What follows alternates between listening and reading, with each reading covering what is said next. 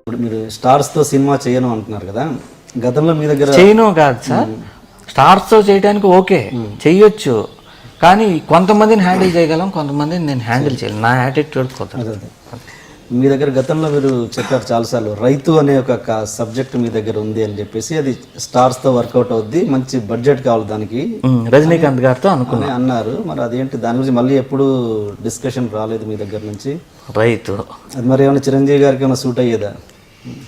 ఆయన సూట్ అవుద్దంటే ఇవ్వచ్చు, కానీ ఎప్పుడైనా చెప్పారు ఆ సబ్జెక్ట్ ఆయనకి? అని చెప్పాలి, ఎప్పుడు చెప్పాలి. మరి ఎందుకు ఇంత 150 సినిమా గురించి అంత చర్చలు జరుగుతున్నప్పుడు మీరు ఎందుకు అప్రోచ్ అవ్వలేదు ఆ సినిమా? ఇప్పుడు మనకి హిట్ లేనప్పుడు అప్రోచ్ అయితే కాలిపోయిన అగ్గిపుల్లలాగా చూస్తారు. మామూలు అగ్గిపుల్లకైనా ఒక వాల్యూ ఉంటుంది, కాలిపోయిన దానికి ఏముంటుంది, అవతల మారేస్తారు, అట్లా చూస్తారు. పోనండి, ఓకే, ఇది పక్కన పెట్టండి, చిరంజీవి గారిని పక్కన పెట్టండి. ఆ సబ్జెక్ట్ ఏమైపోయింది అసలు? ఉంది, ఎప్పటికైనా తీస్తా. స్టార్స్ తోటి అది స్టార్స్తోనే చేయాలి, కానీ 2 లాంగ్వేజ్లో తీయాలి. ఓకే రజనీకాంత్ గారిని అప్రోచ్ అయ్యారా? మరి రజనీకాంత్ గారితో అప్పుడు డిస్కషన్ జరిగింది, దాని తర్వాత అదే నేను చెప్పే కదా, స్టార్స్తో కొన్ని కుదరకపోతే. మీరు అమీర్ ఖాన్తో 2 సినిమాలు చేసినట్టున్నారు కదా, గులాం అండ్ బాజీ. రెండింటికి కెమెరామెన్ మీరు? రెండింటికి కెమెరామెన్. దాంట్లో అప్పుడు ఏంటి, బాజీలో టార్చ్ లైట్ తోటి షూటింగ్ చేశారు ఎయిర్పోర్ట్లో అని చెప్పేసి, అది అప్పట్లో పెద్ద సెన్సేషన్ అది. అంటే ఏంటి అప్పుడు మీ దగ్గర లైట్స్ అవైలబుల్ లేక చేయలేదా, లేదా అక్కడ హంగామా ఎందుకు అని చెప్పేసి టార్చ్ లైట్ తోటి చేశారా? అలా కాదండి, మామూలుగా అమీర్ ఖాన్ సినిమా అంటే బోల్డ్ బడ్జెట్ ఉంటుంది, బోల్డ్ లైట్స్ ఇస్తారు. వెళ్ళి ఎయిర్పోర్ట్లో చూస్తే, ఎయిర్పోర్ట్ చూసుకున్నాక అక్కడ ఉన్న ట్యూబ్ లైట్లోనే షూట్ చేద్దామని డిసైడ్ అయ్యి, నా దగ్గర అప్పుడు సమీర్ రెడ్డి అనే అసిస్టెంట్ అన్నమాట, ఇప్పుడు కెమెరామెన్ అయ్యాను.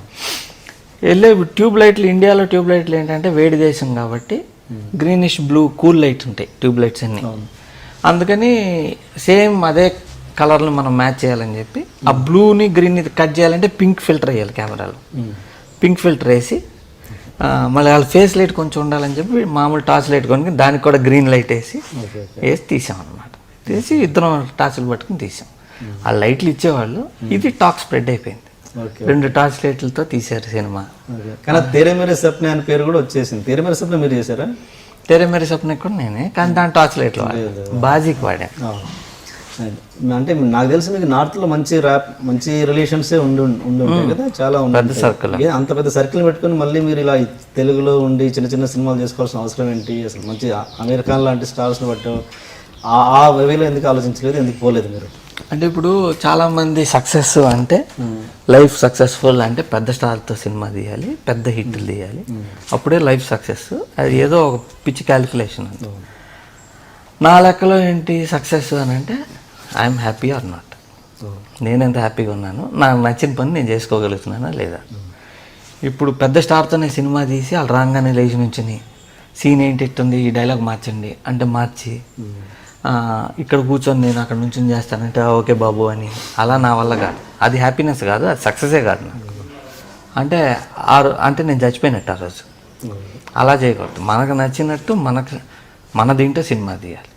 ఇప్పుడు పెద్ద పెద్ద సినిమాలు తీసే నాకు తెలిసి ఏ డైరెక్టర్ తనకు నచ్చినట్టు తీయడు, ఇంకోళ్ళకి నచ్చినట్టు అందరినీ సాటిస్ఫై చేస్తే తీయాలి. అలా నేను చేయలేను, that's not success for me. వాళ్ళకి అదే సక్సెస్. నాకు డబ్బులు. హిందీలో ఆ కల్చర్ ఉండదుగా, మన తెలుగులో ఉన్నంత కల్చర్ అయితే ఉండదు డెఫినెట్ గా. హిందీలో భలే హ్యాపీగా ఉంటుంది. మరి ఎందుకు ట్రై చేయలేదు? అది ఎందుకని అంటే ఎక్కడికి వెళ్ళినా కూడా ఇప్పుడు మీరు అనుకున్న ఎక్స్పెరిమెంటల్ సినిమాలని అక్కడ వర్కౌట్ అయ్యే ఛాన్స్ ఎక్కువ. అంటే నేను ఆమెకి కథ చెప్పాను, తను ఏంటంటే ఫుల్ బైండ్ చేసేమన్నాడు. అది మొత్తం ఇప్పుడు ఇంగ్లీష్లో టైప్ కొట్టి బైండ్ చేసి ఇవ్వాలి, అంత సోదని వదిలేసి. హొరవర్ రిలీజ్ బిఫోర్ ఫంక్షన్లో అన్నారు, నేను ఇండస్ట్రీ అంతా 2 కథలు తిరుగుతున్నాయి.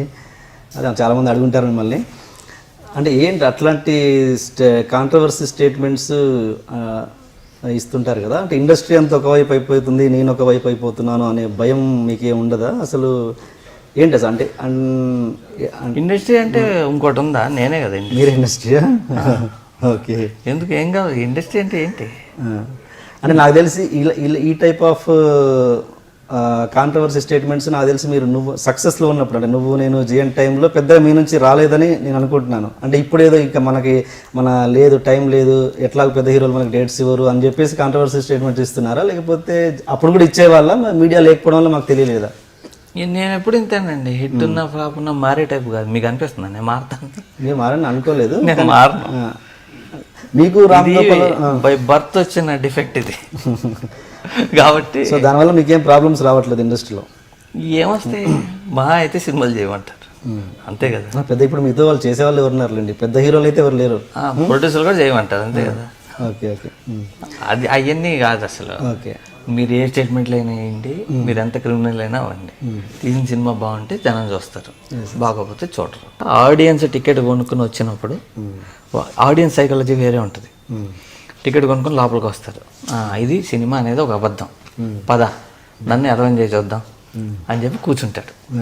మరి తెలుసు నేను ఎరవటానికే కూర్చుంటున్నా అని లైట్ లాపంగానే పెద్ద బొమ్మ మీద అట్ట అవ్వడంగానే నవ్వుతా చూస్తాడు.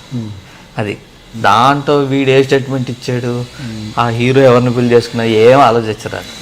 వచ్చేది 2.5 గంటలు నన్ను పక్కా ఎంటర్టైన్మెంట్ ఇవ్వు అంటే. ఎంటర్టైన్మెంట్ అంటే ప్రస్తుతం తెలుగు ఇండస్ట్రీలో ఉన్న ఎంటర్టైన్మెంట్ అంటే కామెడీ అంటేనే ఎంటర్టైన్మెంట్ అనుకుంటున్నాను. కాదు, ఎంటర్టైన్మెంట్ అంటే నవరసాలు ఉంది. నన్ను నవరసాల్లో నన్ను ఎమోషన్గా నన్ను ఇది చేయని చెప్పి కూర్చుంటాడు. వాళ్ళకి ఏం లెక్క ఉండవు. అంటే నేను అనేది ఏంటంటే సార్, అంటే లౌక్యం అంటే ఇండస్ట్రీ అంటేనే లౌక్యం కదా. ఇప్పుడు సపోజ్ మీకు నచ్చినా నచ్చకపోయినా ఏదో కొంచెం ప్లాస్టిక్ నవ్వు పడేసి ఏదో ముందుకు వెళ్ళిపోవడం అదే జరుగుతుంది ఇండస్ట్రీలో. పెద్ద మీలా స్ట్రైట్ ఫార్వర్డ్ ఉంటే వర్కౌట్ కాదు నిజానికి. బట్ అది అలాంటి దాన్ని ఎలా బ్యాలెన్స్ చేస్తున్నారు అంటే వద్దనుకుంటున్నారా ఇండస్ట్రీ ఏంటి అసలు? ఇండస్ట్రీని నేను వద్దనుకోవటం అట్లా ఉండదు. అంటే లౌక్యం అన్నది కంపల్సరీ కదా ఇక్కడ. అలా లౌక్యం లేకుండా మీరు ఇండస్ట్రీ నాదండి, మళ్ళీ ఇండస్ట్రీని మేనేజ్ చేయటం ఏంటి? ఇండస్ట్రీ నాదే కదా. మీకు రామ్ గోపాల్ వర్మ గారికి చాలా వరకు పోలికలు ఉన్నాయి. జనాలు కూడా అదే అనుకుంటారు, స్ట్రైట్ ఫార్వర్డ్గా మాట్లాడతారు, ముక్కుసూటిగా మాట్లాడతారు అని చెప్పేసి. మీలో ఇద్దరికి కామన్గా లేని పాయింట్స్ ఏమైనా ఉన్నాయా? అంటే మీ రామ్ గోపాల్ వర్మ ఇంటెలిజెంట్, ఆయన మేధావి, నేను కాదు. ఇంకేముంది?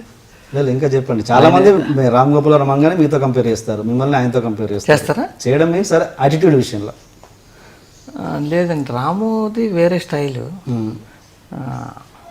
నేను అవతలాలు ఏం ఫీల్ అవుతుంది. స్టేట్మెంట్స్ కూడా అసలు మీరు కావాలని కాంట్రవర్సీ స్టేట్మెంట్స్ ఇస్తుంటారా, లేకపోతే మీరు ఏం మాట్లాడితే అది కాంట్రవర్సీ అయిపోద్దా? ఏంది అక్కడ జరిగేది ఏంటని? నేను అనుకున్న మాట్లాడతా, కాంట్రవర్సీ చేసేవాళ్ళు చేస్తారు, తిట్టేవాళ్ళు తిడతారు, కరెక్ట్ చెప్పాడు అనే వాళ్ళు ఉన్నారు. ఇప్పుడు తెలుగు ఇండస్ట్రీలో 2 కథలు ఉన్నాయంటే చాలా మంది కరెక్ట్ అన్నారు. చాలా మంది డైరెక్టర్లు అందరూ ఒప్పుకుంటారు. చాలా మంది డైరెక్టర్లు ఫోన్ చేసి మరీ చెప్పారు. అప్పటిదాకా ఎవడో చెప్పలా, నేను స్టేజ్ మీద చెప్పాను అంతే. చెప్పింది నిజమే. ఇప్పటికీ అదే అంట, తెలుగులో 2 కథలు వస్తాయి. మీరు చెప్పండి, నేను స్టేట్మెంట్ ఇచ్చినాక వచ్చిన సినిమాలు కూడా అయ్యే కథలు ఉన్నాయి. 100%. ఇప్పుడు రాబోయే కూడా అయ్యే ఉంటాయి. ఏ తండ్రికి కూడా జరగని ఇన్సిడెంట్, ఏ తండ్రి తట్టుకోలేని ఇన్సిడెంట్ మీ జీవితంలో మీ అబ్బాయి మృత్యువు. ఆ ఇన్సిడెంట్ జరిగిన తర్వాత మీ యాటిట్యూడ్లో కానీ మీ ఆలోచన ధోరణిలో కానీ ఏమైనా తేడా వచ్చిందా? లేదంటే బిఫోర్ అప్పటి తేజానా ఇప్పుడు తేజ చూస్తే ఒకే తేజానా, లేదంటే ఏమైనా మారిన తేజానా? మారండి, ఇండస్ట్రీ పరంగా పక్కన పెట్టండి, మామూలుగా ఒక మనిషిగా మారుతారా ఎవరైనా? అంటే కొన్ని ఇన్సిడెంట్స్ వల్ల ఒక ఫీల్ వస్తుంది. You start reacting to certain things. అంతకుముందు రియాక్ట్ కానాటికి కూడా మనం రియాక్ట్ అవుతుంటాం. ఓకే, మనకి ఎప్పుడైనా లాస్ కానీ కష్టం కానీ కలిగినప్పుడు అది మార్పు అంటే మార్పు రావాలి. అదే కాదు, లైఫ్లో మనం పెరుగుతున్న కొద్దీ తిరిగి ఒక్కొక్క దెబ్బ, ఒక్కొక్క సక్సెస్, ఒక్కొక్క ఫెయిల్యూర్ అన్నిటికీ మనం నేర్చుకుంటుంటాం. లైఫ్ కాన్స్టెంట్ లెర్నింగ్ ప్రాసెస్ కదా. దాంట్లో ఏడుపు అనేది కూడా నేర్చుకుంటాం. చాలా మందికి అంటే మీడియాలో తెలియదు, అందరేదో తేజ గారి అబ్బాయి చనిపోయారని తెలుసు తప్పించి ఎలా అనేది చాలా మందికి తెలియదు. ఏదో ఇండస్ట్రీ పీపుల్కి తెలిసేమో, ప్రేక్షకుల కోసం అది అసలు ఎలా జరిగింది ఏంటి అన్నది. అది డాక్టర్స్ మిస్టేక్ అండి. ఓకే, ఎలా? వాళ్ళు ఏదో తప్పు చేశారు, తప్పు చేయటం వల్ల అలా అయిపోయింది. ఏది చిన్నప్పుడు బేబీ పుట్టిన తర్వాత బాబా బేబీ బాబు బాబు ఓకే పుట్టిన తర్వాత డాక్టర్ మిస్టేక్ చేశారు. ఓకే. ఆ డాక్టర్ మిస్టేక్ వల్ల అలా అయింది. చాలామంది చెప్పారు కేసు వేయండి హాస్పిటల్ మీద, మీరు అంత ఖర్చు పెట్టారు, 4 ఏళ్ళు సినిమాలు చేయలే కదా అని అంటే, సరే కేసు వేస్తాను, డబ్బుల గురించి కాదు, మా అబ్బాయి వెనక్కి వస్తాడంటే వేస్తా, రానప్పుడు ఎందుకు. మీరు అప్పుడు చాలా ఫైట్ చేశారని కూడా విన్నాను హాస్పిటల్తో చేయలేదు. అంటే కండిషన్ బెటర్ చేద్దామని ట్రై చేశాం. జర్మనీ తీసుకెళ్ళా, చాలా చైనా తీసుకెళ్ళి అన్ని రకాల ట్రీట్మెంట్లు చేసి నేను ఆల్మోస్ట్ ఒక డాక్టర్ అయిపోయా. ఇప్పుడు మీరు ఏ జబ్బు ఏది చెప్పినా నేను వెంటనే రెమెడీలు అవి చెప్పగలను. ఎంతండి అబ్బాయి వయసు అప్పుడు? పోయినప్పుడు 4 years. Okay okay. మీరు అంటే అబ్బాయి ఆ కండిషన్లో ఉన్నప్పుడు మీకంటే ఎక్కువగా మీ వైఫ్ చాలా కష్టపడ్డారు. అసలు అంటే ఆల్రెడీ మీరు ఫ్లాప్స్లో ఉన్నారు, ఆయన మీద ఎందుకు ఇంత స్ట్రెయిన్ ఇవ్వాలని చెప్పేసి తనే మొత్తం చూసుకుంది, తనే బాధ్యత వహించింది అని నాకు ఇండస్ట్రీ పీపుల్ ద్వారా నేను సేకరించిన. అంటే ఫ్లాప్ అని కాదండి, అప్పుడు సినిమాలు తీయలే, అసలు తీయలేదు అన్ని చాలా. అంటే మేము 4 years నిద్రపోవాలి. ఓకే. 24 hours ఇల్లుని హాస్పిటల్ లాగా మార్చేసాం. ఎప్పుడు 3 షిఫ్ట్లో ఇద్దరు నర్సులు ఉండేవారు. ఓకే. ఒక డ్రైవర్ ఉండేవాడు. 3 షిఫ్ట్లో 3 డ్రైవర్లు మారుతుంటారు. ఓకే. ఇల్లంతా రోజు cleaning, generator, oxygen machines, cleaning machines, suction machines ఇవన్నీ ఉండే ఆల్మోస్ట్ హాస్పిటల్ అనమాట. ఓకే. ఎప్పుడు కావాలన్నా ఇమ్మీడియట్గా డాక్టర్ రావాలి, లేదా ఎనీ టైం హాస్పిటల్ తీసుకెళ్ళాలి. ఓకే. పగలు నేను లేచి ఉంటే తను రాత్రి లేచి ఉండే, అలా ఉన్నాం. ఇంకేం పని చేయాలి అసలు. Okay okay. మీలో మీ మనసులో మీ వైఫ్కి ఏ స్థానం ఇస్తారు? సినిమా తర్వాత ఇస్తా, కానీ టాప్ స్థానం ఇస్తా. ఓకే. ఫస్ట్ స్థానం అయితే సినిమానే, సినిమా వర్క్, ఓకే. తర్వాత మా వైఫ్కి ఇస్తా, వైఫ్కి టాప్ ఇస్తా. ఓకే. అంటే మా బాబు అని కాదు, మా బాబుకి ఇంత చేసిందని కాదు, నాలాంటి తట్టుకొని నిలబడి ఉన్నందుకు పద్మశ్రీ వచ్చేస్తుంది. టార్చర్ కదా నాకు. Love marriage? Love marriage. Okay okay. Love come arranged. Telugu అమ్మాయి? తెలుగే. ఓకే. అంటే ఎట్లా ఉంటుందంటే ఒక్కోసారి ప్లేట్ తల కిందలుగా ఉంటుంది, దాని మీద వేసేసుకుంటా పప్పు కూడా వేసుకుని కలిపేటప్పుడు చూసి ఏం తిట్టేసాను అప్పుడు తిప్పి మళ్ళీ ఇదంతా తీసి ఇట్టేసుకుని అలా కూడా తింటుంటా. ఓకే. మీ పిల్లల పేర్లు ఏంటి? చాలా విచిత్రంగా ఉంటాయి. అంటే భాష ఏంటంటే ఐరవ్ తేజ, ఐలా తేజ, అవరవ్ తేజ, అమితవ్ తేజ. అన్ని చనిపోయిన అబ్బాయి పేరు ఏంటి? ఆరవ్ అండి. అవరవ్. ఓకే. ఏంటి ఆ లాంగ్వేజ్ ఏంటి అసలు? తెలుగేనా? సాంస్క్రిట్. అమితవ్. ఓకే. అమితవ్ అంటే అమితమైన వెలుగునిచ్చేవాడు, బుద్ధుడు అనమాట. అమితవ్. ఓకే. ఐలా అంటే అమ్మవారి పేరు. ఓకే. ఆరవ్ అంటే అరవిందో, స్వామి అరవిందో అంటే ఆయన పేరు మా వైఫ్ పెట్టింది. Okay okay. Please subscribe to iDream. Please subscribe for more videos.